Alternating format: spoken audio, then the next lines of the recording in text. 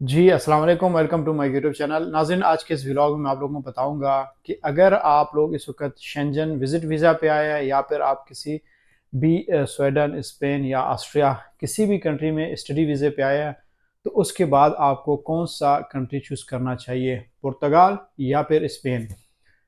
क्योंकि इस वक़्त पूरे यूरोप में 2 वाइड कंट्रीज़ है जो कि आपको टीआरसी और आपको पासपोर्ट तक लेके जाते हैं और वो भी कम अरसे में। पहले नंबर पे था पुर्तगाल, दूसरे नंबर पे स्पेन था। अब इस वक़्त जो करंट सिचुएशन है, क्या चल रही है, लोगों के रुझान क्या है और मेरी अपनी पॉइंट ऑफ व्यू क्या है, वो मैं आज आप लोगों को इस वीडियो में बताऊँगा। अगर आप मेरे चैनल पे नए हैं, तो मेरे चैनल को सब्सक्राइब करें क्योंकि इमिग्रेशन से रिलेटेड, वीज़ा से रिलेटेड आप लोगों को इस चैनल पे बहुत सारे इन्फॉर्मेशन मिलते रहेंगे।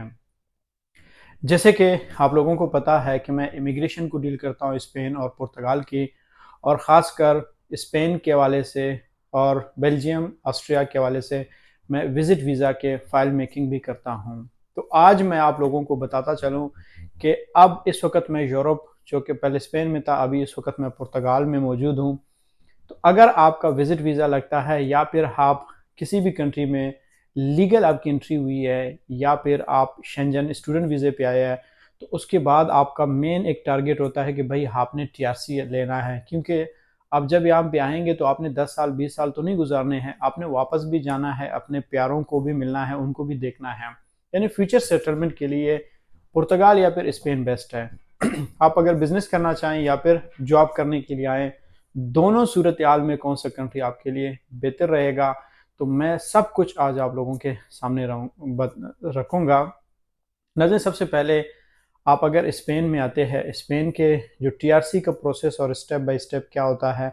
सबसे पहले आप आते हैं, वहाँ पे आप अपना पादरोन करवाते हैं। पादरोन करवाने के बाद आपने 2 साल का रिकॉर्ड अपना वहाँ पे देना है उनकी हुकूमत को कि मैं 2 साल से यहाँ पे हूँ। पहले 3 साल था, अब 2 साल का हो गया है।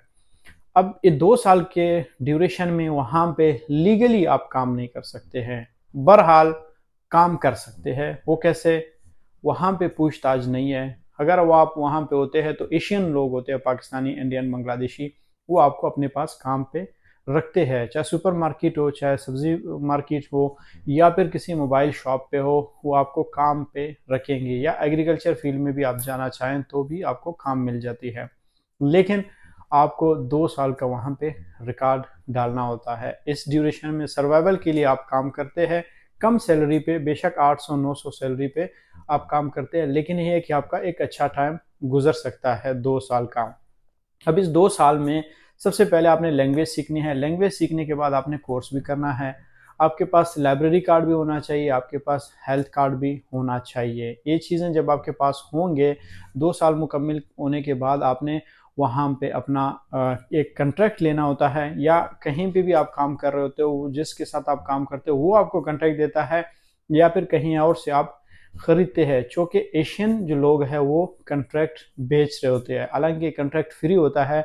अभी रिसेंटली में स्पेन में, बार्सिलोना में रेड्स भी हो रहे हैं और पाकिस्तानी इंडियन कम्युनिटी वहाँ पे एहतजाज भी कर रहे हैं कि हमारे यहाँ पे रेड्स हो रहे हैं। लेकिन उसका रीज़न सिर्फ यही है कि वहाँ पे स्पेनिश हुकूमत ने रेड्स लगाए कि ये लोग कॉन्ट्रैक्ट बेच रहे होते हैं। और जब आपका 2 साल पूरा होता है, तो वो कॉन्ट्रैक्ट लेके या फिर आप साथ में लैंग्वेज, यानी जो लैंग्वेज वहाँ पे कातालान हो गया या फिर कास्टियानो हो गया, इसकी कोर्स करके आपने अपने कॉन्ट्रैक्ट के साथ पाकिस्तान से पुलिस करेक्टर सर्टिफिकेट और 2 साल का पादरोनमेंट उसके साथ लगा के आपने वकील को देना है। वकील आपके लिए अपील करेगा। 1-2 महीने के अंदर अंदर आपको 1 साल का टीआरसी मिल सकता है।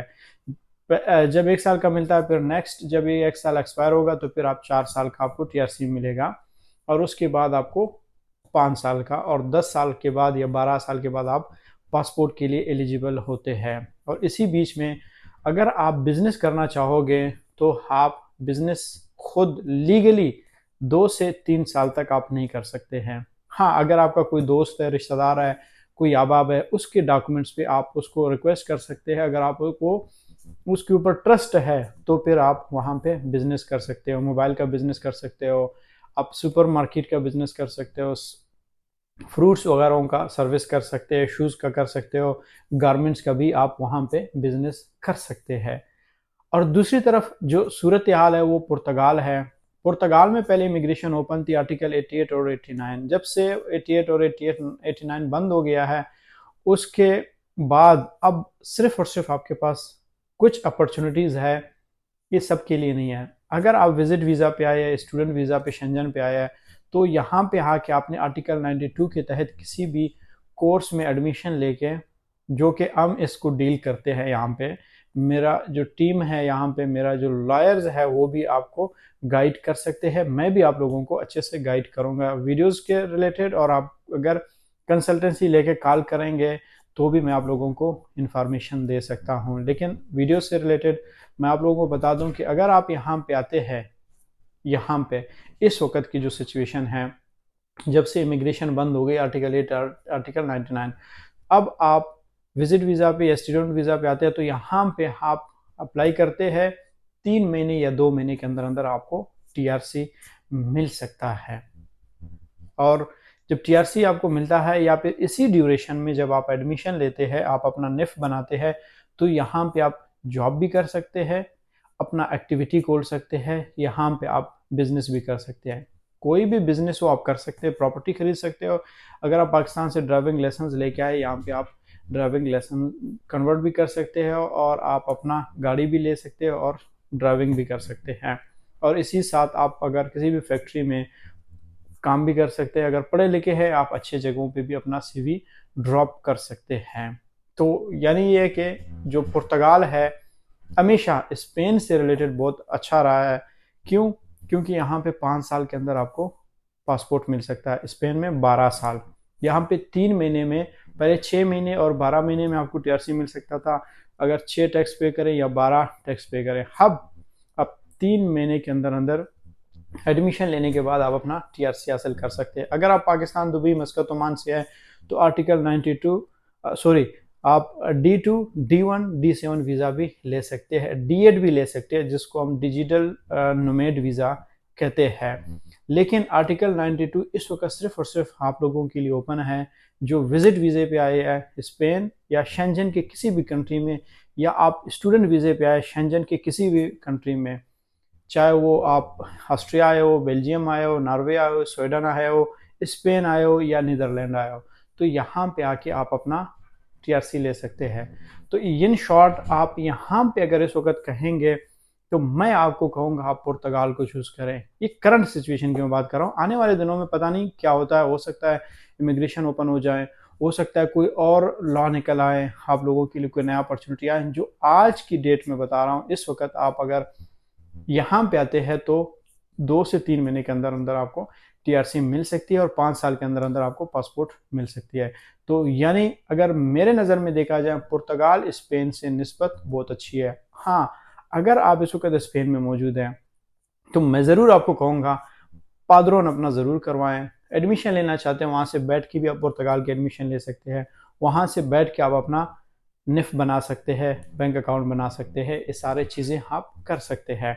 हाँ, अगर आप यहाँ पे आना चाहते हैं, कारोबार करना चाहते हैं, बिजनेस करना चाहते हैं, तो भी आप कर सकते हैं। अगर आपकी जगह होता तो मैं आपको यही मशवरा देता कि आप पुर्तगाल को चूज़ करें, स्पेन को सेकंड प्रायोरिटी पे रखें। फर्स्ट प्रायोरिटी पुर्तगाल होना चाहिए, सेकंड आपका स्पेन होना चाहिए, अगर आप पुर्तगाल के लिए एलिजिबल है तो।